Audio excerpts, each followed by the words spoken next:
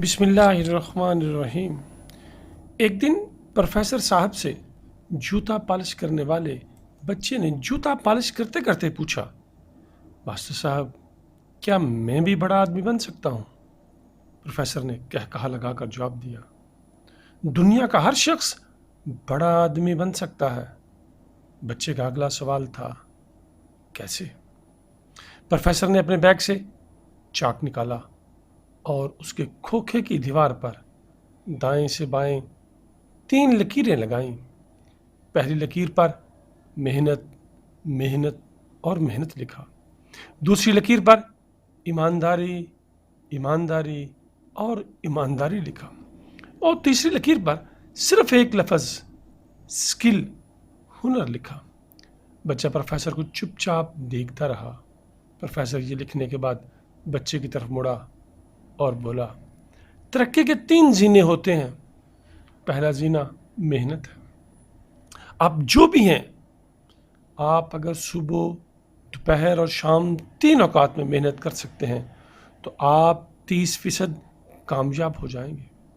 आप कोई सा भी काम शुरू कर दें, आपकी दुकान, फैक्ट्री, दफ्तर या खोखा सुबह सबसे पहले खुलना चाहिए और रात को आखिर में बंद होना चाहिए। आप कामयाब हो जाएंगे। प्रोफेसर ने कहा, हमारे इर्द गिर्द मौजूद 90% लोग सुस्त हैं, ये मेहनत नहीं करते। आप जो ही मेहनत करते हैं, आप 90% सुस्त लोगों की फहरिस्त से निकलकर 10% मेहनती लोगों में आ जाते हैं। आप तरक्की के लिए अहल लोगों में शुमार होने लगते हैं। अगला मरहला ईमानदारी होती है। ईमानदारी 4 आदतों का पैकेज है। वादे की पाबंदी, झूठ से नफरत, ज़ुबान पर कायम रहना और अपनी गलती का इतराफ़ करना। आप मेहनत के बाद ईमानदारी को अपनी ज़िंदगी का हिस्सा बना लो। वादा करो तो पूरा करो, झूठ किसी कीमत पर न बोलो। ज़ुबान से अगर एक बार बात निकल जाए तो आप उस पर हमेशा कायम रहो और हमेशा अपनी गलती, कोताही और खामी का आगे बढ़कर इतराफ़ करो।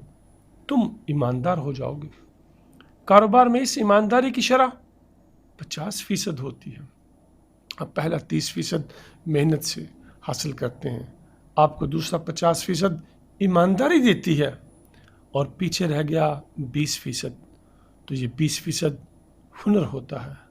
आपका प्रोफेशनलिज्म, आपकी स्किल और आपका हुनर आपको बाकी 20% दे देगा। आप 100% कामयाब हो जाओगे। प्रोफेसर ने बच्चे को बताया, लेकिन ये याद रखो, हुनर, प्रोफेशनलिज्म और स्किल की शरह सिर्फ 20% है और ये 20% भी आखिर में आता है। आपके पास अगर हुनर की कमी है तो भी आप मेहनत और ईमानदारी से 80% कामयाब हो सकते हैं। लेकिन ये नहीं हो सकता कि आप बेईमान और सुस्त हों और आप सिर्फ हुनर के ज़ोर पर कामयाब हो जाएं।